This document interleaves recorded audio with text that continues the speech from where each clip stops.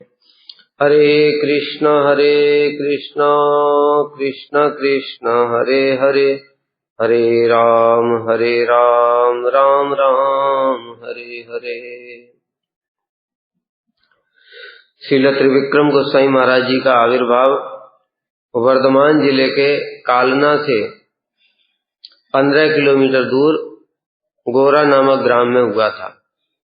मौनी अमावस्या से पूर्व जो द्वादशी आती है उस दिन उनके पिताजी का नाम था श्री आशुतोष कुमार और माताजी का नाम था श्रीमती सत्यानी देवी।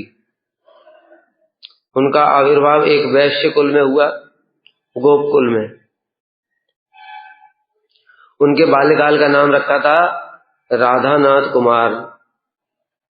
उनके 7 भाई और 4 बहन थे। बाल्यकाल से ही बड़े बुद्धिमान थे, किंतु नटखट भी थे। उनकी गणित और विज्ञान में बहुत रुचि थी, इतिहास में थोड़ा कम रुचि थी, इसलिए थोड़ा नटखट थे। तो एक समय एग्जाम का टाइम था और वो खेल रहे थे, तो उनके पिताजी ने आकर के उनको डांट लगाई। तो उन्होंने पिताजी से कहा, आप चिंता मत करो, आपको रिजल्ट से मतलब है ना, तो देखना अब मेरा डिस्टिंक्शन जरूर आएगा। और वैसा ही हुआ, एग्जाम में उनका डिस्टिंक्शन आया और उससे भी कुछ ज्यादा ही हुआ। तो इस प्रकार से बहुत ही तेज इंटेलिजेंट थे और उनके शौक थे शतरंज खेलना, फुटबॉल खेलना, सितार वादन करते थे और बहुत अच्छे स्विमिंग भी जानते थे। तो कालना में जो नदी है गंगा नदी, वो एक पार से दूसरे पार तक चले जाया करते थे। उस समय उसमें छोटे छोटे मगरमच्छ भी हुआ करते थे, लेकिन उनको बिल्कुल भी भय नहीं था। मगरमच्छों के होने पर भी वो एक इधर से उधर और उधर से इधर तैर करके आ जाया करते थे। अभी तो बंगाल में सभी लोग मछली खाते हैं, तो वो भी अपने मित्रों के साथ में एक दिन मछली पकड़ने के लिए गए हुए थे तालाब में। तो उन्होंने जाल फंसाया, उसमें एक बड़ी मछली फंस गई। जो बड़ी मछली थी वो जाल से निकलने के लिए छटपटा रही थी, बहुत कोशिश कर रही थी। जैसे तैसे करके वो जाल से बाहर निकल करके पानी के अंदर चली गई। ये वापस आ गए घर में। अगले दिन फिर से जब गए तालाब में तो देखा कि वो मछली मरी हुई पड़ी है और उसके शरीर पर चोटों के निशान हैं। तब वो समझ गए कि जो पिछले दिन इन लोगों ने पकड़ा था तो उसी कारण से उसके चोट लग गई। जाल से तो निकल गई, लेकिन चोटों के कारण फिर और जीवित नहीं रही, मर गई। ये देख करके उनका चित्त बहुत द्रवित हो गया और तब से उन्होंने संकल्प कर लिया कि आज के बाद में किसी भी जीव को कष्ट नहीं दूंगा। और फिर उनकी जीवों के प्रति ऐसी दया हो गई कि जब वो मठ में भी आ गए थे तब मठ में गिलहरी हैं, गौरैया पक्षी हैं और भी बिल्ली इत्यादि हैं, उनको भी बड़ा प्रेम किया करते थे। उनको सबको खिलाते थे अपने हाथों से। उसके कारण यही घटना है।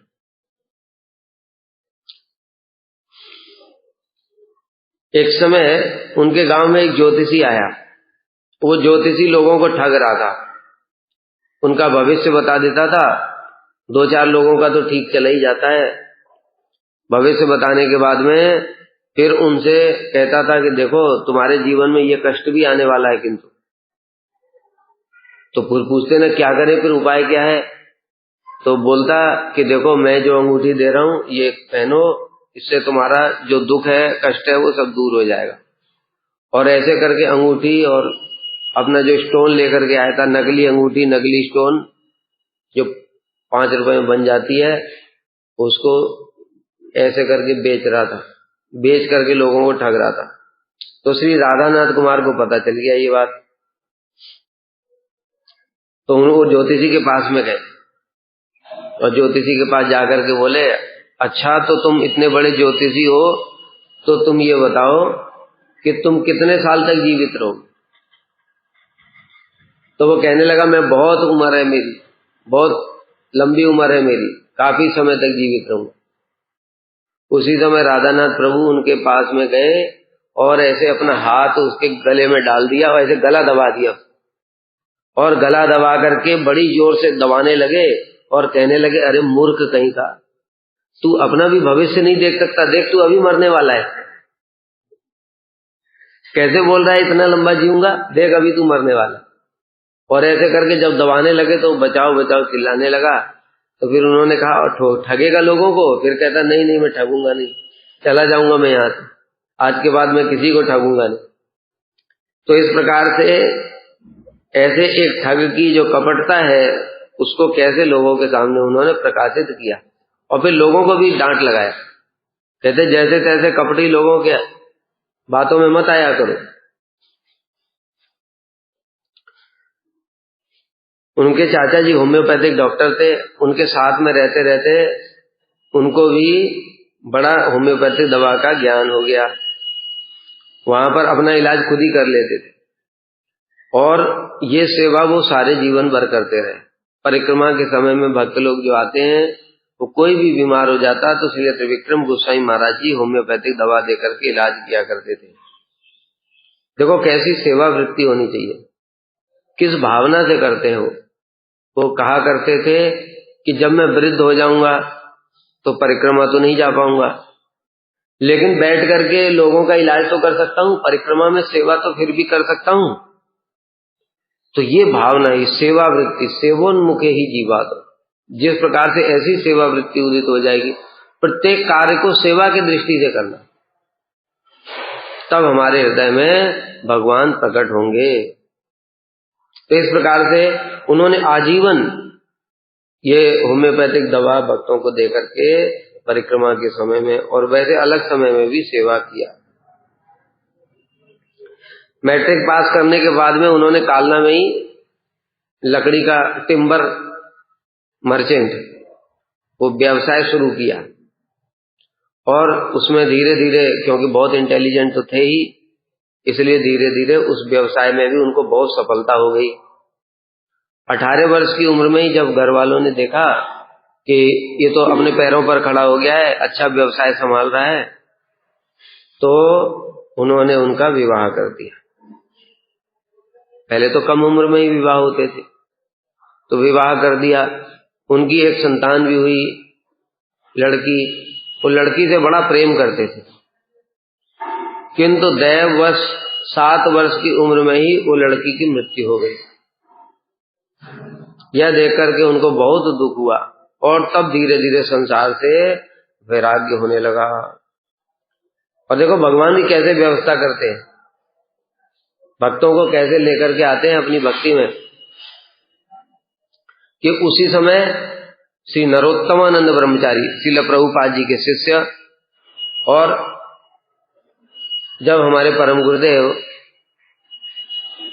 चैतन्य मठ को छोड़ करके आ गए थे, उस समय श्री नरोत्तमानंद ब्रह्मचारी हमारे परम गुरुदेव के साथ ही रहते थे और परम गुरुदेव के लिए बहुत विशेष प्रचार करते थे।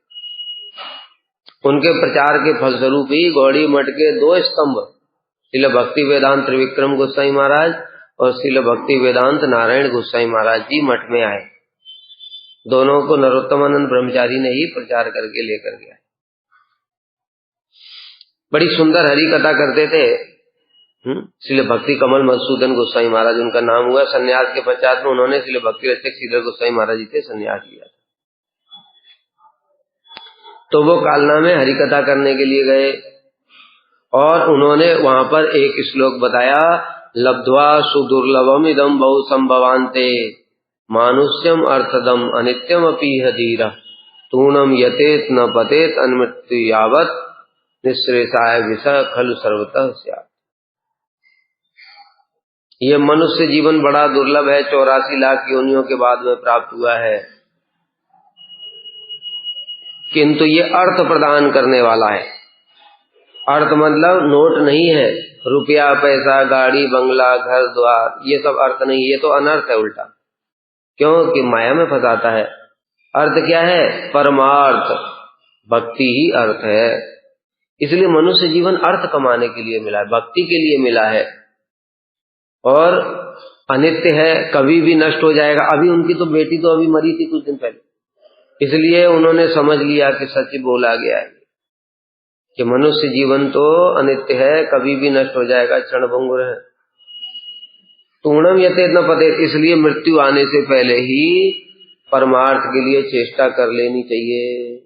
हमको कभी भी नित्य सुख की प्राप्ति जगत में नहीं हो सकती, केवल भक्ति के द्वारा ही नित्य सुख प्राप्त हो सकता है। तब फिर श्री राधानाथ कुमार जी श्री नरोत्तमानंद ब्रह्मचारी के पास में गए और उनसे बहुत सारे प्रश्न किए। तो श्री नरोत्तमानंद ब्रह्मचारी ने उन सबका उत्तर दिया और उनको बुलाया कि आप कभी हमारे चुनचुड़ा मठ में आना, जो उद्धारण गौड़ी मठ है चुनचुड़ा में, कालना से तो ज्यादा दूर नहीं है। तब श्री राधानाथ कुमार जी वहां पर गए और वहां पर उनको परम गुरुदेव, हमारे परम गुरुदेव और उनके गुरुजी श्रील भक्ति प्रज्ञान केशव गोसाई महाराज जी का दर्शन हुआ। उनका दर्शन करके, उनकी हरि कथा सुन करके बड़े प्रभावित हुए और धीरे धीरे अब वो बीच बीच में जाने लगे, शुद्ध भक्तों का संग होने लगा। शुद्ध भक्तों के संग के प्रभाव से उनको संसार से वैराग्य हो गया और वैराग्य हुआ तब उनको बड़ा दुख हुआ, क्योंकि उनका आविर्भाव तो बताया ना 1915 ईस्वी में हुआ। उस समय श्रील प्रभुपाद जी थे, 1915 में तो प्रभुपाद जी थे। प्रभुपाद तो 1936 की रात में, मतलब 1 जनवरी 1937 की प्रातः काल में प्रभुपाद जी ने अप्रकट लीला की। तो इनका आविर्भाव तो पहले हो गया था। ये जाया करते थे वहां कलकत्ता में, इनके चाचा जी रहते थे वही, जो होम्योपैथिक डॉक्टर थे, उनके पास में जाते थे। गौड़ी मठ के सामने से ही निकल करके जाते थे, किंतु कभी गौड़ी मठ के भीतर नहीं गए। तो जब प्रभुपाद की महिमा उनको पता चली तब उनको बड़ा दुख होता था कि मेरा देखो कैसा दुर्भाग्य है कि प्रभुपाद जी के रहते हुए भी मैं था, किंतु कभी भी उनके दर्शन नहीं कर पाया। इस प्रकार से उनको बड़ा दुख हुआ और धीरे धीरे वैराग्य बढ़ता रहा। बढ़ते बढ़ते 1942 ईस्वी में वो घर छोड़ करके मठ में आ गए। कुछ दिन मठ में रहने के पश्चात में अक्षय तृतीया को 1943 ईस्वी में अक्षय तृतीया को उनको हरिनाम और दीक्षा श्रील भक्ति प्रज्ञान केशव गोसाई महाराज जी ने प्रदान करी और दीक्षा के पश्चात उनका नाम हुआ श्री राधानाथ दासाधिकारी।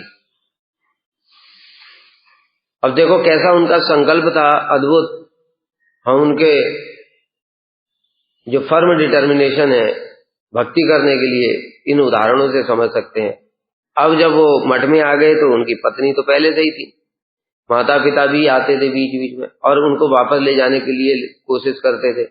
जब उन्होंने मना कर दिया, डांट लगाया उल्टा घर वालों को, तो पुलिस लेकर के आ गए। अब पुलिस लेकर के आ गए तो पुलिस के सामने तो क्या करें, तो घर वापस जाना पड़ा। घर में कुछ दिन रहे, फिर उसके बाद फिर भाग गए, फिर चुनचुड़ा चले गए, फिर उसके बाद में फिर कुछ दिन बाद वो घर, ऐसे करके कई बार हुआ।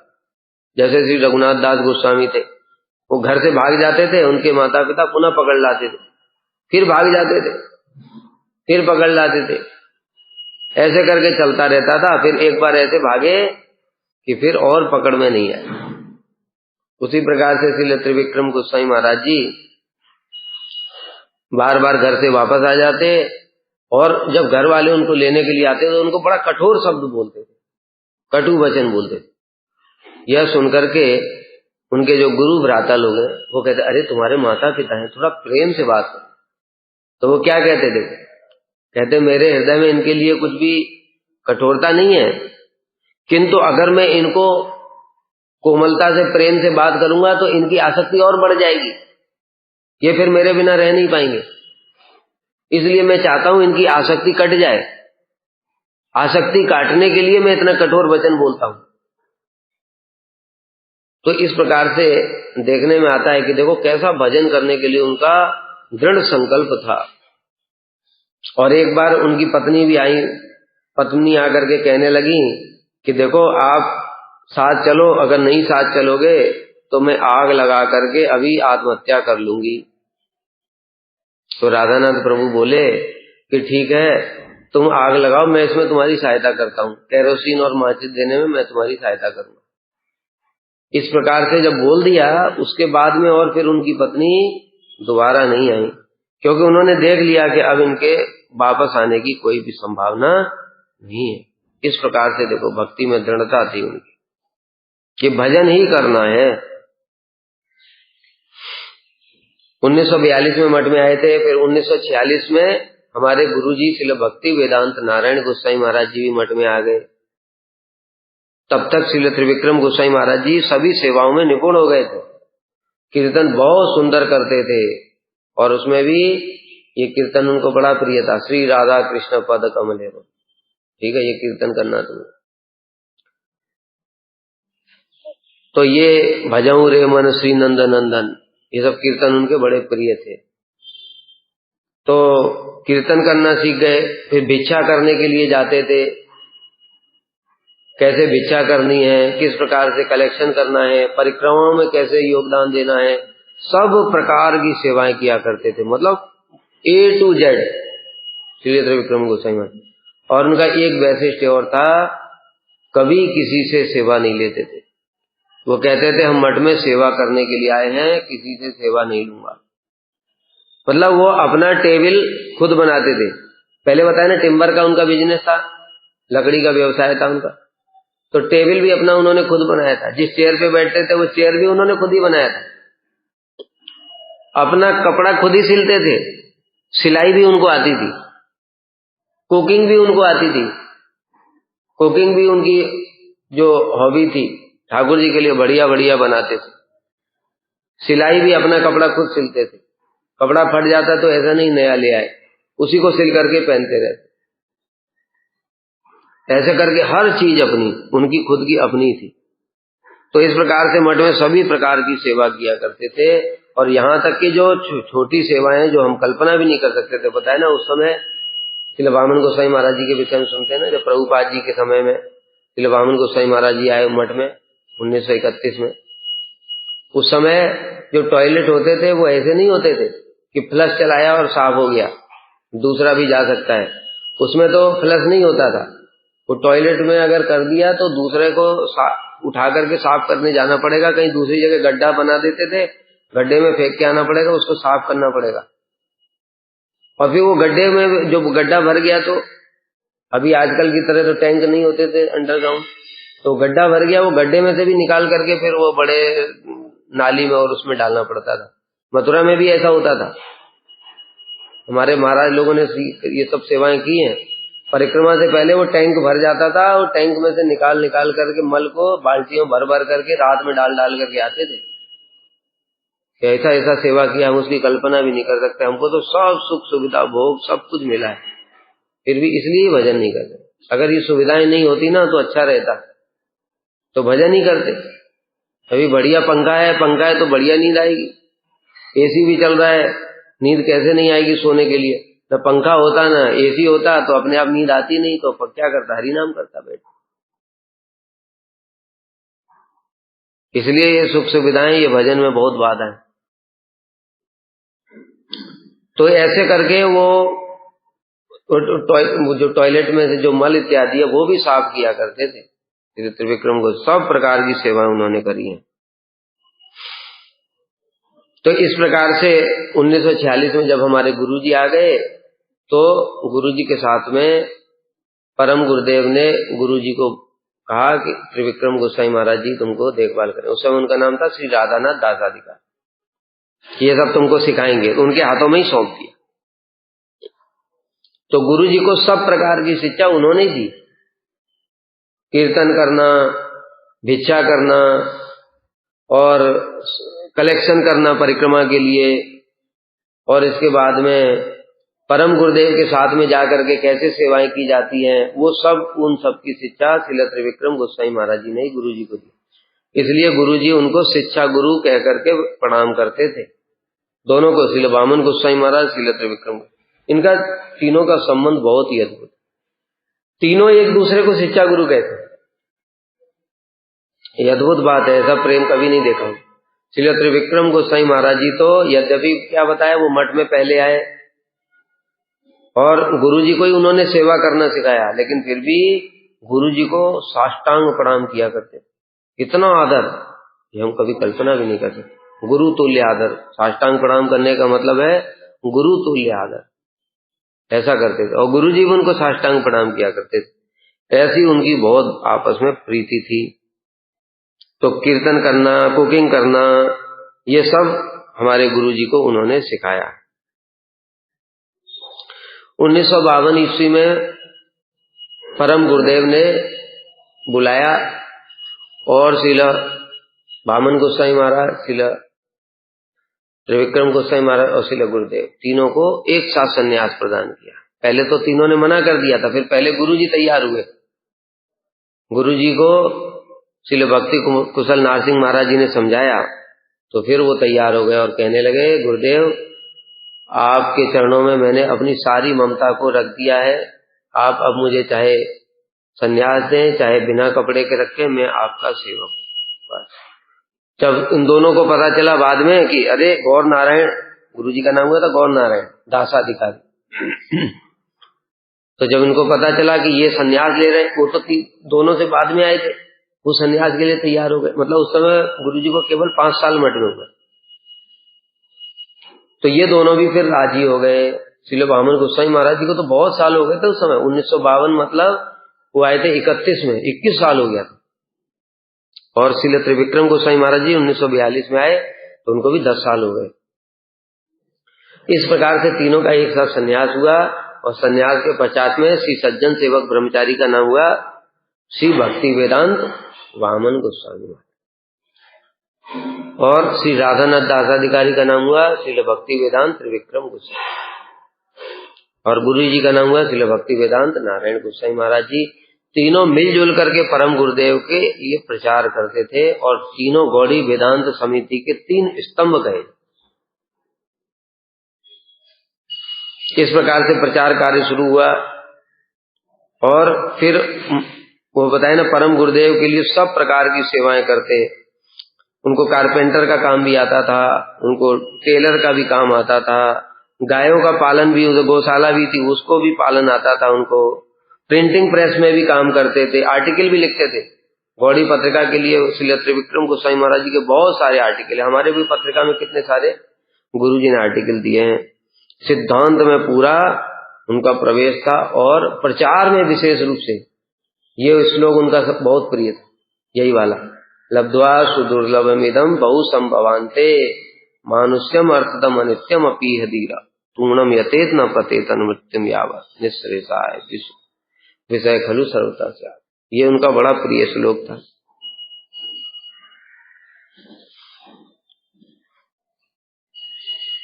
और उनको इलेक्ट्रिकल का भी काम आता था, बिजली का भी काम, सब कुछ आता था उनको। और वो सब ठाकुर जी की सेवा के लिए किया करते थे, बहुत ही समर्पण के साथ में। इसलिए परम गुरुदेव उनके ऊपर संपूर्ण विश्वास करते थे। उनके ऊपर दायित्व छोड़ दिया, उसके बाद में उनको कोई चिंता नहीं है।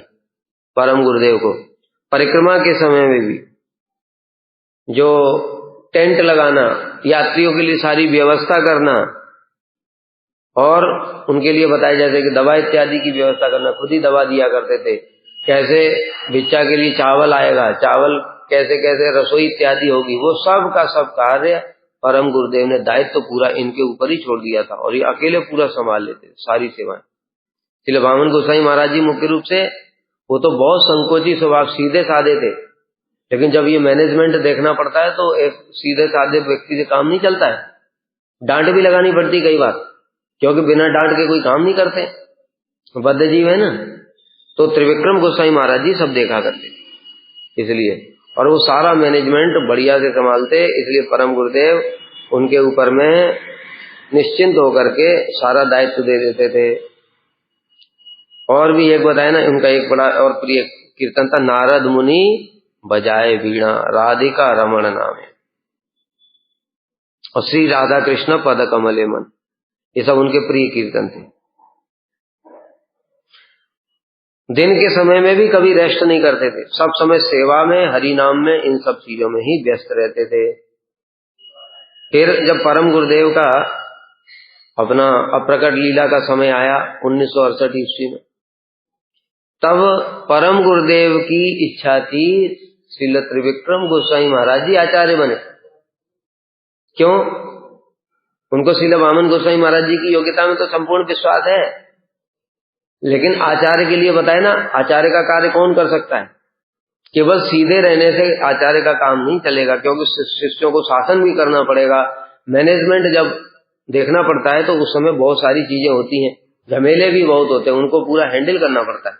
और श्रील वामन गोस्वामी महाराज तो बहुत सीधे सरल थे, उनके बस की बात नहीं थी कोई झमेला पढ़ना। वो तो सब समय हरि नाम किया करते थे, ग्रंथ पब्लिकेशन ये सब, कथा करना ये सब करते थे, लेकिन ये झमेले इत्यादि ये सब श्रील त्रिविक्रम गोस्वामी महाराज जी सब संभालते थे, पब्लिक डीलिंग। तो इसलिए श्रील परम गुरुदेव की इच्छा थी पहले त्रिविक्रम गोस्वामी महाराज जी को बुलाया था। कैसी उनकी दीनता थी, उन्होंने कहा गुरुदेव मैं मठ में सब प्रकार की सेवा करूंगा, आप जिनको भी आचार्य बनाएंगे उनके अनुगत होकर के भी रहूंगा, उनकी सब प्रकार से सहायता करूंगा, किंतु मैं आचार्य पद स्वीकार नहीं कर सकता। मैं आपके चरणों में प्रार्थना करता हूं कि मुझे ये दायित्व ना दे। सारी सेवाएं करूंगा मैं, लेकिन मैं आचार्य नहीं बन सकता। इस प्रकार से जब परम गुरुदेव को बोला तो फिर परम गुरुदेव ने तब श्रील वामन गोस्वामी महाराज जी को कहा। मना तो उन्होंने भी कर दिया था, तीनों ने ही मना कर दिया था, तीनों से पूछा तो फिर परम गुरुदेव ने कहा ठीक है, तुम लोग ऐसे मानोगे नहीं। परम गुरुदेव ही तो बड़े चतुर हैं, कहा ठीक है तुम तीनों बैठ करके डिसीजन ले, तीनों के ऊपर ही डाल दिया, तुम तीनों आपस में डिसाइड कर लो कौन बनना चाहता है, तीनों में से तो किसी को बनना पड़ेगा। तब फिर तीनों बैठ करके विचार किया और दोनों ने मिलकर के, क्योंकि श्रील वामन गोस्वामी महाराज वो सबसे सीनियर थे, योग्यता की तो उनके कोई प्रश्न ही नहीं उठता है, राधा जी के निज जन है, उनके जैसी योग्यता भला कहाँ हो सकती किसी में। ऐसा उन्होंने गुरु सेवा का आदर्श प्रस्तुत किया है, वो आदर्श है पूरा, हमारे लिए अकल्पनीय है।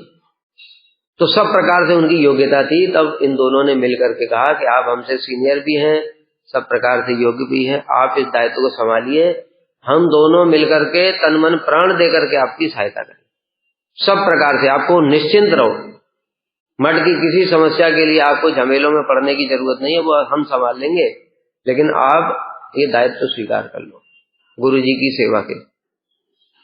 तब श्रील वामन गोस्वामी महाराज जी ने, क्योंकि इन दोनों ने आश्वासन दिया, तब वो आचार्य पद स्वीकार किया।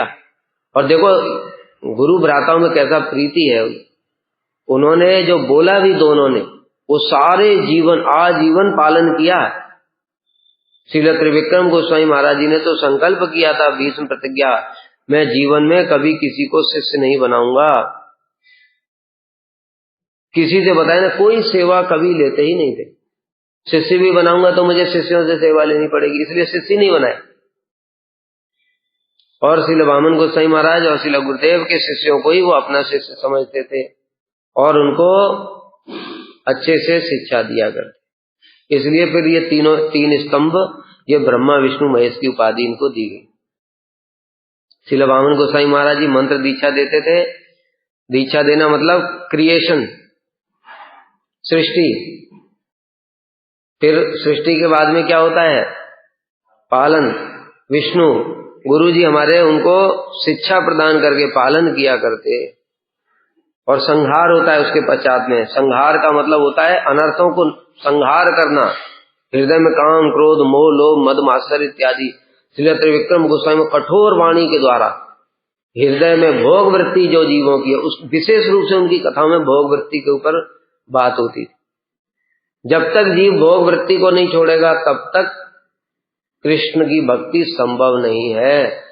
अरे माया में बद्ध होने का मूल कारण तो वही था, मूल कारण को तो छोड़ो पहले। कृष्ण बहिर्मुखैया भोग वांछा करे, तूने यहां आकर के भोग की इच्छा नहीं करी, तू तो पहले ही भोग की इच्छा करके तब इधर आया है। इसलिए मूल में ही भोग वृत्ति है, जीव के फंसने का मुख्य कारण भोग वृत्ति है। और यहां आकर भी भोग कर रहा है, जैसे हम लोग देखते हैं, हम लोग भी मठ में आकर भी हमारी भोग वृत्ति जाती नहीं है। इसको छोड़ना पड़ेगा और इसको छोड़ करके सेवा वृत्ति को उदित करना पड़ेगा। तो इस प्रकार से श्री त्रिविक्रम गोस्वामी महाराज जी शिव जी का कार्य करते थे। संहार, संहार मतलब अनर्थों का संहार करना, अनर्थों को दूर करना, भोगवाद का खंडन करना, यही संहार। इस प्रकार से तीनों मिलकर के जीवों के कल्याण के लिए ब्रह्मा विष्णु महेश का कार्य करते थे। और कैसी उनकी दीनता थी, तो दीनता ऐसी थी, वो कहा करते थे, I want to die unknown and unseen. मतलब क्या, मुझे कोई प्रतिष्ठा, कोई कुछ भी नहीं चाहिए, मैं तो बिल्कुल अननोन, कोई मुझे जाने ना, अनसीन, कोई मुझे देखने वाला भी ना हो, मैं तो ऐसे ही प्राण त्याग करना चाहता। तो कैसे महाजनों का कैसा आदर्श है, कैसे प्रतिष्ठा, धन, स्त्री, सब दुनिया की सब चीजों से कैसे दूर थे, लेस मात्र भी उनके अंदर में कोई कामना नहीं थी। वामन गोसाई महाराज जी और उनसे एक बार कह रहे थे कि हमारा तो कोई शिष्य नहीं है, तो उनकी तिथि कौन पालन करेगा, हमारी तिथि कोई पालन नहीं करेगा। तो श्री वामन गोसाई महाराज जी बोले, महाराज चिंता मत करो, आपकी तिथि मैं पालन करूंगा और मेरे शिष्य आपकी तिथि पालन करें। बताए ना, तीनों गुरु भ्राताओं का कैसा प्रेम, तीनों ने आपस में जो संबंध है उसको पुनः पुनः प्रकाशित किया। और वही हुआ भी 2002 में श्रील त्रिविक्रम गोस्वामी महाराज जी प्रकट हुए। उनके अप्रकट होने से पहले ही श्रील वामन गोस्वामी महाराज जी को परम गुरुदेव बता गए थे, कहते देखो सबसे पहले त्रिविक्रम गोस्वामी महाराज जी जाएंगे, उसके बाद में वामन गोस्वामी महाराज जी जाएंगे, उसके बाद में गुरु जी जाएंगे। श्री वामन गोस्वामी महाराज जी ने गुरु जी को बुलाया और उनका हाथ पकड़ करके कहा, देखो मैं आपको एक रहस्य की बात बताता हूँ, पहले त्रिविक्रम महाराज जाएंगे, फिर मैं जाऊंगा, गुरु जी ने आपके लिए सेवा रखी हुई है, इसलिए आपको रहना पड़ेगा। तो गुरु जी बहुत दुखी हो गए। तो श्री वामन गोस्वामी महाराज जी ने उन्हें सांत्वना प्रदान करते हुए कहा कि देखो जैसी गुरु जी की इच्छा है हमको वैसे ही करना पड़ेगा, इसमें मैं क्या कर सकता। तो ऐसे करके श्री त्रिविक्रम गोस्वामी महाराज जी जो प्रकट हुए कार्तिक में, उसी दिन श्री वामन गोस्वामी महाराज जी ने दिन को चुना आप प्रकट लीला। ऐसा कैसे संभव है, महाजनों का ऐसा अद्भुत चरित्र है, इतना प्रेम। इसलिए उनके सभी शिष्यों को उनकी तिथि भी पालन करनी ही पड़ेगी, चाहे ना चाहे। और इसी प्रकार से गुरु जी का भी देखो, गुरु जी ने भी अपना अप्रकट लीला किस दिन चुनी, श्री वामन गोस्वामी महाराज जी की तिथि के दिन। इस प्रकार से तीनों का परस्पर घनिष्ठ संबंध था। और उनकी हरि कथा के बारे में तो मैंने बताया ही कि वो भोगवाद का विशेष रूप से खंडन किया करते थे और गुरु जी के साथ में विशेष रूप से उनका बड़ा घनिष्ठ संबंध था। दोनों बहुत आत्मीय थे। श्री वामन गोस्वामी महाराज जी के पास दोनों की उनके प्रति थोड़ी गौरव बुद्धि थी, क्योंकि वो बड़े सीनियर भी थे और बड़े गंभीर भी थे। ये दोनों थोड़ा आपस में हास्यप्रयास भी करते थे। श्री वामन गोस्वामी महाराज जी तो सब समय गंभीर रहते थे और उनका आपस में एक दूसरे की बात का खंडन किया करते। श्री त्रिविक्रम गोस्वामी महाराज जी जानबूझ करके कृष्ण का पक्ष लेते और गुरु जी राधा जी का पक्ष लेते। फैसला कौन करेगा, फैसला करेंगे श्री वामन गोस्वामी महाराज। अंत में फैसला उनके पास होता है, भाई दोनों में से किसने ठीक बोला। तो श्री वामन गोस्वामी महाराज जी एक श्लोक बोलकर कुछ नहीं बोलते थे, बस एक श्लोक बोलते कि आमी तो राधिका पक्षपाती सदा, है ना। तो इस प्रकार से हम तो सब समय राधा जी के पक्ष वाले हैं। जिसको जिसका भजन करना है वो करे, हमको उसे कोई मतलब नहीं है। कृष्ण का भजन करना है करो, लेकिन हम तो भैया राधा जी के पक्ष वाले ही हैं। तो इस प्रकार से तीनों में इतना घनिष्ठ प्रेम, ऐसा संबंध था, अद्भुत अपराकृत संबंध, क्योंकि तीनों उस जगत के वासी हैं, इसलिए उनका अपराकृत संबंध। और जो गुरु जी को श्री त्रिविक्रम गोस्वामी महाराज जी छेड़ा करते थे, बार बार कुछ ना कुछ बोलते थे। कभी बोल देते जैसे बताया, अरे राधा जी तो कृष्ण के चरणों की दासी हैं। बस इतना सुनने के बाद में फिर और गुरु जी फिर कंट्रोल नहीं कर पाते। उनका स्थायी भाव है राधा जी के प्रति, और राधा जी का अपकर्ष कैसे स्वीकार कर लेंगे। इसलिए वो राधा जी की महिमा सुनाना शुरू करते तो घंटों घंटों। और त्रिविक्रम गोस्वामी महाराज जी ऐसे आश्चर्य से देख, कैसे कैसे अद्भुत विचार गुरु जी प्रकट करते हैं।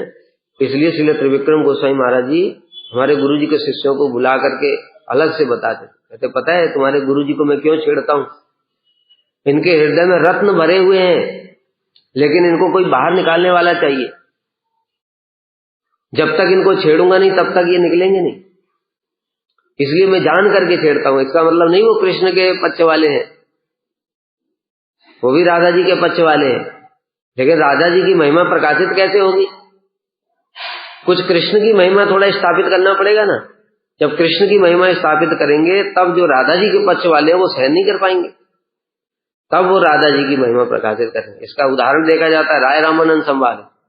महाप्रभु स्वयं कृष्ण है और राधा जी की महिमा को प्रकाशित करना चाहते हैं, तो रामानंद राय एक से नीचे से लेकर के वर्णाश्रम धर्म से शुरू करते करते गोपी प्रेम तक तो पहुंच गए और कहने लगे प्रभु 100 करोड़ जो गोपियां थी वो रासलीला में नृत्य कर रही थी, और उनके बीच में फिर कहा उससे और कोई ऊपर गोपी प्रेम से ऊपर, तो कहते राधा जी का प्रेम श्रेष्ठ है। तो कहते राधा जी का प्रेम कैसे श्रेष्ठ है कि 100 करोड़ गोपियों को छोड़ के कृष्ण राधा जी को लेकर के चले गए। अब प्रभु जानबूझ करके छेड़ रहे उनको, क्या प्रभु को सब पता नहीं क्या? तब तो वो तो कृष्ण ही है, उनके अंदर राधा जी के भाव भी हैं, दोनों के मिलित तनु है, वो तो सब कुछ जानते हैं। लेकिन फिर भी कह रहे हैं अच्छा ये तो कोई राधा जी की महिमा नहीं हुई, क्योंकि अगर महिमा होती राधा जी की तो कृष्ण सबके सामने लेकर के जाते उनको दिखाते हुए कि देखो मैं इनसे सबसे ज्यादा प्रेम करता हूं। वो तो चोरी करके ले गए, ये तो राधा जी की महिमा नहीं। अब जब ये छेड़ा रामानंद राय को तब तो उनको गुस्सा आया और फिर बोले कि सुनो प्रभु, अगर इससे भी ऊपर सुनना चाहते हो राधा जी की महिमा तो सुनो, बासंती रास का वर्णन करता हूं मैं, जहां पर 100 करोड़ गोपियां थी, किंतु राधा जी ने रास को जब छोड़ दिया तो कृष्ण सब गोपियों के सामने ही कंसारिरपि संसार वासनाबद्ध संकलाम राधाम आदाय हृदय तत्याल ब्रज सुनते, समस्त गोपियों के सामने ही राधा जी के पीछे पीछे चले गए और इतस ततस ताम अनुसृत्य राधिकाम अनंग बाण व्रण खिन्न मानसा सकालिंदी नंदिनी तटांत कुंजे विषसाद माधव। और कालिंदी नंदिनी जो यमुना जी है उनके निकट बैठ करके दुखी होकर के राधा जी का चिंतन करने लगे। तब उन्होंने राधा चिंता निवेश, राधा जी का चिंतन करते करते उनकी कांति गौरवर्ण की हो गई, राधा जी की चिंता में आविष्ट होकर के। वही श्री हमारे राधा विनोद बिहारी, इसलिए गोरे हैं। राधा जी की चिंता करते करते श्याम वर्ण लुप्त हो गया, गौर वर्ण के हो गए कृष्ण। वही गौर वर्ण के जो कृष्ण है उनको ही हमारे परम गुरुदेव ने प्रकाशित किया जगत में, श्री राधा विनोद बिहारी। तो गौड़ीय लोग सब समय ही ऐसी भावना रखते हैं कि कृष्ण के विरह में हमारी राधा जी नहीं जाएंगी, हमारी राधा जी के विरह में कृष्ण जाएंगे, वो राधा जी की चिंता करें। ये गौड़ियों का सिद्धांत। तो श्रील त्रिविक्रम गोस्वामी महाराज जी भी सब जानते हैं, लेकिन ये सब विचारों को सुनने के लिए इसलिए गुरु जी को छेड़ा करते थे बीच बीच। और समुद्रगढ़ में तो उन दोनों का बड़ा अद्भुत प्रेम कलह प्रकाशित होता। श्री त्रिविक्रम गोस्वामी महाराज जी भीमसेन का पक्ष लेते और गुरुदेव समुद्रसेन का पक्ष लेते, और दोनों एक दूसरे की बात को खंडन किए जा रहे हो और पूरा पब्लिक जो है वो आनंदित होती। ऐसा उनका बाद में कभी अपने हाथ उनके हाथ से माइक नहीं छीन ली। तो इस प्रकार से दोनों गुरु भ्राताओं का आपस में परस्पर बहुत अधिक प्रेम था। सामने सामने तो कलह करते थे और पीछे पीछे गुरु जी के भजन कुटी के सामने उनका पादुका रखा हुआ है, वो पादुका को श्रील त्रिविक्रम गोस्वामी महाराज जी साष्टांग प्रणाम करते थे। हम कल्पना भी नहीं कर सकते हृदय में उनका कितना प्रेम था, गुरु जी के प्रति कितना सम्मान था। और उनके शिष्यों को भी बोला करते, गुरु जी के शिष्यों को बोला करते थे कि देखो तुम्हारे गुरु जी ने हमारे गुरु जी की बहुत सेवा की, हमने तो कोई सेवा नहीं। ऐसी दीनता प्रकाशित कर, हमने तो कोई सेवा नहीं की अपने गुरुदेव, इसलिए हम अपने गुरु जी से कोई क्वेश्चन पूछने जाते तो गुरु जी डांट करके भगा देते, कहते अपने आप पढ़ लो जाकर के, वो किताब में वहां पर लिखा हुआ है। परम गुरुदेव को सब पता, सारा किताब में कौन सा क्या प्रमाण है सब जानते थे। कहते वहां पर जाकर के पढ़ लो। वो कहते जब तुम्हारे गुरु जी जाते तो बड़ा प्यार से बिठा करके उनको सुनाते थे, उनको नहीं कहते थे जाओ किताब में जाकर के पढ़। तो ऐसे देखो दीनता है ये, उन्होंने जितना परम गुरुदेव का सेवा किया, कोई क्या करेगा, लेकिन फिर भी दीनता पूर्वक ऐसा कह रहे, एक दूसरे की महिमा को बढ़ाते हैं, ये वैष्णवों का लक्षण है। इस प्रकार से सब प्रकार से योग्य होने पर भी उन्होंने कभी भी न कोई शिष्य ग्रहण किया और न कभी भी किसी से कोई सेवा ग्रहण किया। कैसा अपने आचरण के माध्यम से भी बड़ी शिक्षाएं दिया करते थे। एक समय हमारे एक प्रभु जी हैं, वो उनके साथ में कुछ दिन रहे थे, तो रात को वैष्णव लोग आ गए, रात को लगभग 10 साढ़े 10 बजे वैष्णव आ गए। तो श्रील त्रिविक्रम गोसाई महाराज जी ने प्रभु जी को बोला, अरे देखो वैष्णव लोग आए, इनके लिए रसोई बना दो। तो वो थोड़ा आलस कर गए, अभी रात को 10:30 बज रहा है, सोने का टाइम है, रसोई बनाते बनाते 11-12 बज जाएगा। तो उनसे जाकर के पूछने लगे, प्रभु जी आपको भूख लगी है? कहते नहीं भूख नहीं है, थोड़ा मूढ़ी खा करके सो जाए। तो वो आकर के बोले श्रील त्रिविक्रम को, महाराज जी उनको भूख नहीं है, थोड़ा मूढ़ी खा करके सो जाएंगे। कहते ठीक है। उसके बाद थोड़ी देर बाद देखा तो रसोई की आवाजें आ रही, हमारे प्रभु जी गए देखने के लिए, देखा श्रील त्रिविक्रम गोसाई महाराज जी खुद ही लगे हुए रसोई बनाने, और तब फिर ये भी लग गए उनको देख करके। जब लग गए और रसोई बनाया और उसके बाद वैष्णवों को दिया, तो एक एक व्यक्ति 4-4 5-5 रोटी खा ली। तो श्रील त्रिविक्रम गोसाई महाराज जी उनको देख करके कह रहे, क्यों, इनको भूख नहीं थी ना? भूख नहीं तब भी 4-5 रोटी खा गए, अगर भूख होती तो क्या होता? ऐसे करके खुद आचरण करके दिखाते थे। देखो वैष्णवों की सेवा ऐसे नहीं की जा सकती। वैष्णवों की सेवा करने के लिए हमको थोड़ा कष्ट शरीर को देना पड़ेगा। आलसी व्यक्ति क्या वैष्णवों की सेवा करेगा? और एक समय हरि नाम के प्रति उन्होंने निष्ठा को प्रकाशित किया। मथुरा में ही थे या वृंदावन में थे, रूप सनातन में, तो उस समय ग्रहण पड़ा था, सारी रात हरि नाम हुआ, कथा कीर्तन हुआ, प्रातः काल सब लोग भक्त लोग जाने लगे यमुना जी में दर्शन स्नान करने के। तो श्रील त्रिविक्रम गोसाई महाराज जी ने एक प्रभु जी को बुलाया और कहा, इधर आओ। कहते कहाँ जा रहे? गमछा पहन के। कहते यमुना जी में स्नान करने जा रहे। कहते क्यों? कहते रात को ग्रहण पड़ा था ना, इसलिए स्नान करने के लिए जा रहे। तो कहते अच्छा, तुमको हरि नाम में विश्वास नहीं है? सारी रात हरि नाम किया, कथा कीर्तन हुआ, उसमें तुमको विश्वास नहीं है, और स्नान करने से तुम पवित्र हो जाओ। यद्यपि यहाँ पर 2 शिक्षा है। देखो हमारे गुरुजी भी स्नान करने जाया करते थे। गुरुजी स्नान करने के लिए क्यों जा रहे हैं? क्योंकि जो शास्त्र में इस प्रकार की विधि बताई गई तो वो उसका पालन करते हैं। आचार्य लोग खुद आचरण करते हैं, नहीं तो वो अगर आचरण नहीं करेंगे तो जगत के लोग उनकी निंदा करना शुरू कर देंगे। ये तो किसी की बात ही नहीं सुनते, शास्त्र की भी बात नहीं मानते, ऐसा बोलेंगे तो उनका अपराध होगा। इसलिए लौकिक आचरण करते हैं, किंतु उनको कोई आवश्यकता नहीं होती। दूसरी ओर श्रील त्रिविक्रम गोसाई महाराज जी शिक्षा दे रहे हैं कि देखो जो वैष्णव लोग हैं उन्हें हरि नाम में संपूर्ण श्रद्धा होनी चाहिए।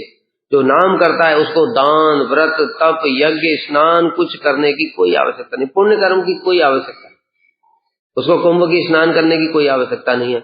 एक हरि नाम का फल करोड़ों कुंभ से भी ज्यादा है। कुंभ से पुण्य मिलता है। भक्ति के 64 अंग में कुंभ स्नान तो हमने पढ़ा नहीं था। उसमें क्या बताया? नवदा भक्ति प्रधान है, नवदा भक्ति प्रधान है, बाकी अंग गौड़ है। गौ सेवा भी है उसमें, तो गौ सेवा गौड़ अंग में है। इसलिए समझना चाहिए, प्रधान अंगों को पालन करना है। नवदा भक्ति ये मुख्य है, ये जो पालन कर रहा है, श्रवणम कीर्तनम विष्णु स्मरण पाद सेवनम अर्चनम वंदनम दास्यम, उसको और कोई भी अंग पालन नहीं करे तो कोई दोष नहीं लगेगा कभी भी। इनको पालन करने से सब कुछ हो जाएगा। और किसी को अगर कुछ करना ही है तो कर सकता है, लेकिन बता रहे कि तो हम हरि नाम सेवा छोड़ करके और वहां पर स्नान करने के लिए जा रहे हैं तो हमको कुछ उसका लाभ तो होगा नहीं, उल्टा हमारा नुकसान होगा। और जो कुछ कर ही नहीं, घर में बैठा हुआ है, कहीं कुछ जाता ही नहीं है, हरि नाम भी नहीं करता, तो फिर जाओ कम से कम। अलग अलग अधिकारी के लिए अलग अलग बातें बताई गई हैं शास्त्रों में। तो जगत के लोग कुछ नहीं करते, ना हरि नाम करते, ना भक्ति करते, प्याज लहसुन भी खाते, मांस मदिरा भी खाते, सारे साल भोगों में डूबे रहते। तो उनके लिए कहा भाई 140 साल बाद आया है, जाओ कभी कभी। ठीक है, सही बोला, इतना दुर्लभ, एक डुबकी मारे आते हैं, क्या बिगड़ रहा है। तो इसी बहाने कुछ करके आए पुण्य, कम से कम शास्त्र में इसलिए बताया। और जो हरि नाम कर रहा है जिस सब समय करोड़ों कुंभ हो गए उसके। औ बस्वपचतो गरियान यजिबाग्रे वर्तते नाम तुभ्यम ते पुस्तपस्ते जोबु सस्नुरार्या ब्रह्मानुचो नाम गणंती थे। मैं नहीं बोल रहा हूं, ये श्लोक मैंने लिखा है। किसने लिखा है? व्यास जी ने लिखा है? माता देवभूति कपिल देव को कह रही है अहो बस्वपचो, वही है तो, अहो बस्वपचो तो गरियान।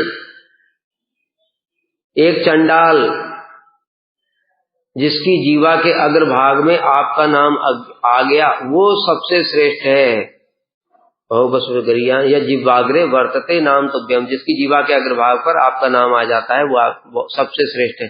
तेपुस तपस्ते, उसने सारी तपस्या कर ली, मतलब क्या, जितनी तपस्या का जो फल होता है वो सब उसको मिल गया। जुहू, जुहू माने यज्ञ होता है, सारे यज्ञ यानी कि जितने अश्वमेध यज्ञ, राजसूय यज्ञ, गोमेध यज्ञ और दुनिया के जितने यज्ञ जानते हो, उसका जो फल है उसको ऐसे ही मिल गया हरि नाम करके। सस्नु आर्या, ये हो गया स्नान, तीर्थ स्नान, जितना तीर्थ स्नानों का फल है, जितने जो दुनिया में तीर्थ हैं उनमें डुबकी मार मार करके आ जाओ, उसका जो फल है वो उसको ऐसे ही मिल गया हरि नाम। ब्रह्मानुचू, मैं वेद पढ़ूंगा चारों, जाओ पढ़ करके आ जाओ। जो वेद पाठ तुमने चारों वेद पढ़ा, उसका जो फल होता है वो इस हरिनाम करने वाले को यहीं बैठकर हरिनाम करने से ही मिल गया। शास्त्र कह रहा है ये श्लोक तो मैंने नहीं लिखा ना, इसलिए निश्चिंत होकर के इनमें पालन करना चाहिए। हरिनाम सर्वोत्तम, इससे बढ़कर कुछ नहीं। 64 भक्ति के अंगों में नवदा प्रधान, नवदा में 5 प्रधान, 5 में 3 प्रधान, 3 में नाम संकीर्तन ही सर्वोत्तम है। इसलिए हरि नाम के समान कोई नहीं हो सकता। हरि नाम स्वयं कृष्ण है। अरे कृष्ण के समान तीर्थ स्नान कैसे हो जाएगा? कृष्ण के समान तपस्या कैसे हो जाएगी? कृष्ण के समान यज्ञ कैसे हो जाएगा? कोई भी वस्तु कृष्ण के समान नहीं हो सकती। इसलिए नाम नामी अभिन्न है। इस प्रकार से श्री त्रिविक्रम गोस्वामी महाराज जी शिक्षा दिया करते थे। और बताए ना, विशेष हमारे जो गुरु जी के शिष्य कभी कभी जाते थे। एक बार श्री त्रिविक्रम गोस्वामी महाराज जी कथा कर रहे थे और वो थोड़ा कठोर वचन बोला करते थे भोगवाद के ऊपर। तो हमको खराब तो लगता ही है भाई, जो भोग कर रहे हैं उनको जब बोला जाता है तो बड़ा खराब लगता है। तो इसलिए बहुत सारे लोग उठ उठ करके चले गए। उन्होंने मंगलाचरण किया और मंगलाचरण करने को जाके बोली तो 2-4 लोग ही बचे। तो हंसते हुए कह रहे हैं ऑल गोपीज आर गॉन, मतलब सभी गोपियां चली गई। मतलब क्या कहना चाहते हैं? सब मधुर रस की कथा सुनना चाहते। लेकिन श्री त्रिविक्रम गोस्वामी महाराज जी कहते थे भाई मंजरी भाव देखो, उन्होंने कैसे आचरण द्वारा शिक्षा दिया। एक बार क्या हुआ, भक्तों से पूछा, कुछ हमारे गुरु जी के शिष्य विदेश से भी आते थे, उनसे पूछा तुम क्या बनना चाहते हो? कहते हम मंजरी बनना चाहते। कहते अच्छा, तुमको पता है कृष्णा हैज डाइड। अभी वो लोग सुन करके हंसने लगे। कहते तुम लोग हंसते क्यों हो? श्री त्रिविक्रम गोस्वामी महाराज कहते तुम लोग हंसते क्यों हो? कहते महाराज Krishna can never die, Krishna तो कभी मर ही नहीं सकते। कहते यही तुम लोगों में अंतर है, अभी तुम लोग मंजरी नहीं बने हो, अभी वो भाव तुम्हारे हृदय में नहीं आया। अरे कृष्ण के प्रति जब प्रेम उत्पन्न हो जाएगा तो कृष्ण मर गए ये तो बात दूर की है, केवल इतना सुन लिया कृष्ण चले गए तो तुम मूर्छित होकर के गिर पड़ोगे, तुम्हारा कोई कृष्ण के प्रति प्रेम नहीं है। इसलिए पहले भोगवाद को छोड़ो, भजन करो।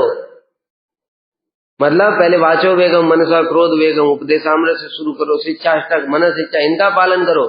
केवल मैं मंजरी हूं ये बोलने से काम नहीं होगा। तो जो गुरुजी सब समय लक्ष्य को बताया करते थे कि देखो लक्ष्य हमारा मंजरी भाव, किंतु पहुंचेंगे कैसे? वो श्री त्रिविक्रम गोस्वामी महाराज जी बता रहे, साधन करना पड़ेगा, केवल बोलने से हो जाएगा हम मंजरी हैं। तो राधा जी ने जैसे ही सुना, मधुमंगल ने भंवरे को भगा दिया। राधा जी के सुना जैसे मधुसूदन चला गया, ये सुनने के साथ ही हा कृष्ण कहकर के मूर्छित हो गई। अगर कृष्ण की मृत्यु की खबर आ जाए तो क्या होगा?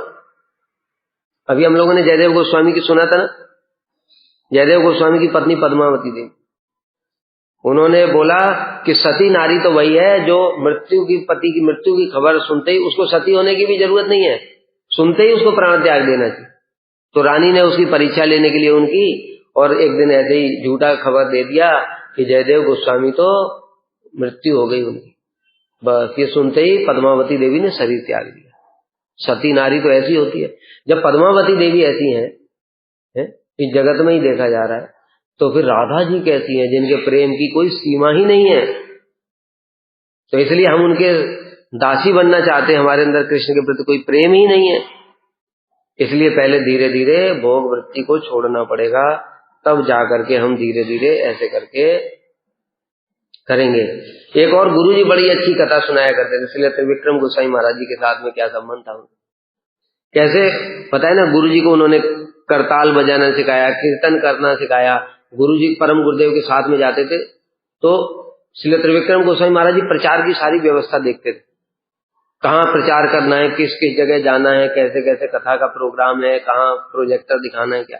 और गुरुजी सेवक के रूप में जाते थे, मतलब परम गुरुदेव के लिए लालटेन लेकर के जाना, वो तो लाइट नहीं होती थी, प्रोजेक्टर लेकर के जाना, परम गुरुदेव के कपड़े धोना, ये सब गुरुजी की सेवा करते थे। तो एक बार गए प्रचार के लिए, और उस समय गुरुजी प्रोजेक्टर भूल गए। अब घबरा गए, अभी तो परम गुरुदेव तो बड़ी डांट लगाएंगे। अब सोच रहे मैं क्या करूं, चिंता में देखा श्री त्रिविक्रम गोसाई महाराज जी आए, कहते क्या हुआ? कहते क्या बताऊं, प्रोजेक्टर भूल गया, अभी क्या करूं? मैं कहते चिंता मत करो, मैं हूं ना, मैं सब संभाल लूंगा। और श्री त्रिविक्रम गोसाई महाराज जी परम गुरुदेव के पास में पहुंचे, और परम गुरुदेव ने पूछा कथा के लिए सारी व्यवस्था हो गई? कहते हाँ। कि सब रेडी है, प्रोजेक्टर वगैरह? कहते हाँ सब रेडी है, किंतु गुरुजी एक बात सुनो। कहते बताओ। कहते देख रहे हैं आज मौसम कैसा है, बादल बहुत हैं, अभी थोड़ी देर में बारिश आ जाएगी कभी भी, और बारिश आ गया तो आपकी कथा कुछ नहीं होगी, केवल प्रोजेक्टर ही प्रोजेक्टर होगा। कथा जरूरी है, इसलिए आप पहले कथा बोल लो, अगर टाइम बाद में बचेगा तो प्रोजेक्टर देख। तो कहते हाँ ठीक है, जैसा तुम कह रहे हो वैसा ही ठीक। तो परम गुरुदेव ने कथा बोला, और ऐसे करके जो त्रिविक्रम गोसाई महाराज जी हैं वो गुरुजी को ऐसे बोलते थे बाद में, कहते नारायण महाराज याद है प्रोजेक्टर भूल गए थे। तो दोनों हंसते हुए फिर आपस में एक दूसरे को ऐसे आलिंगन कर लिया करते, ऐसा उनका प्रेम। जब गुरुजी खुद बोलते हैं कि देखो जब प्रचार के लिए विदेश में गया, ग्रंथ निकालता था, तो त्रिविक्रम गोसाई महाराज जी मुझे जरूर पत्र लिखा करते। श्री वामन गोसाई महाराज जी तो अनेक सेवाओं में व्यस्त रहते, आचार्य भी थे, लेकिन त्रिविक्रम गोसाई में तुरंत पत्र लिख करके कहते हैं कि आप हमारे गुरु जी का मनोभीष्ट सेवा कर रहे हैं, और अधिक से अधिक ग्रंथ प्रकाशित करो, अधिक से अधिक प्रचार करो, परम गुरुदेव आपके माध्यम से ये सब सेवा कराना चाहते हैं, ऐसे करके उत्साह वर्धन किया करते। और गुरुजी को बहुत समय तक कभी नहीं दर्शन होता था, देखने की इच्छा से, कैसा प्रेम था देखो। उनके दर्शन में एक बार इतने व्याकुल हो गए थे त्रिविक्रम गोसाई महाराज जी की, तार भेज दिया कि मैं बहुत अस्वस्थ हूं, आप जल्दी चले आओ। चुनचुड़ा मठ में थे, उदाहरण गौड़ी में चुनचुड़ा मठ में थे उस समय श्री त्रिविक्रम गोसाई महाराज जी, आप जल्दी आ जाओ। तो गुरुजी ने तुरंत टिकट कराया, एकदम से आनंद फानंद में पहुंचे, और जब मठ के पहुंचे तो बाहर में ही श्री त्रिविक्रम गोसाई महाराज जी खड़े हुए। तो गुरुजी कहने लगे अरे अभी तार आया था कि आप बहुत अस्वस्थ हैं और बेड से उठ भी नहीं पा रहे हैं, फिर ये क्या है? कहते हैं मैं आपको दर्शन करना चाहता था, इसलिए अगर मैं ऐसा बोलता नहीं तो आप आते नहीं। ये बोल करके दोनों एक दूसरे के गले लग करके बड़े आनंद में प्रेमाश्रु प्रवाहित करने। ये सब इस प्रकार से उनका आपस का संबंध है। और भी एक वैष्णवों से हमने कथा सुनी, बड़ी विशेष कथा। देखो इसीलिए त्रिविक्रम गोसाई महाराज जी प्रकट हो गए, उसके पश्चात में उन्होंने अपने समाधि के लिए खुद जगह रख करके गए थे, खरीद कर। कहते मेरा समाधि इधर बनाना। और वो जो कहते थे कि I want to die unknown and sun, एकदम देखो गंगा जी के तट पर जाकर के, एकदम अलग, वहां पर कोई जाता नहीं। तो हमारे गुरुजी ने इच्छा प्रकट की थी त्रिविक्रम गोस्वामी महाराज जी की समाधि बनाओ। किसी कारण से गुरुजी के प्रकट रहते हुए वो नहीं हो पाई सेवा। तो गुरुजी की समाधि जब भी बनाने की चेष्टा होती तो कुछ ना कुछ गड़बड़ हो जाती, कुछ ना कुछ बाधा आती। तो भक्तों के हृदय में ऐसी प्रेरणा हुई कि जब तक त्रिविक्रम गोस्वामी महाराज जी की समाधि नहीं बनेगी तब तक गुरुजी अपनी समाधि बनने नहीं देंगे। और वही हुआ। देखो, पहले से त्रिविक्रम गोस्वामी महाराज जी की समाधि बनी और उसके बाद में फिर गुरुजी की समाधि बनी। तो इस प्रकार से तीनों का अटूट संबंध है। बोलो श्रील त्रिविक्रम गोस्वामी महाराज की जय।